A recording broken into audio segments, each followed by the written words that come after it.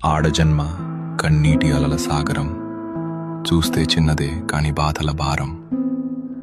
ప్రతి అడుగులోనూ పరీక్ష, ప్రతి చూపులోనూ నిరీక్షణ. ఆశల రెక్కలు కాలి, గుండెల్లో మూగవేదన. ఆ కన్నీళ్లలో ఉన్నది పిరికితనం కాదు, ఆమె నవ్వే పెదవుల వెనక ఉన్న విషాదం.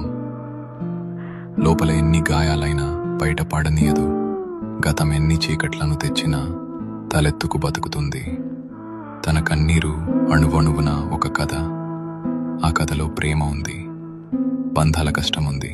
అయినా ఆ కన్నీరు ఆమెను బలహీనం చెయ్యలేదు.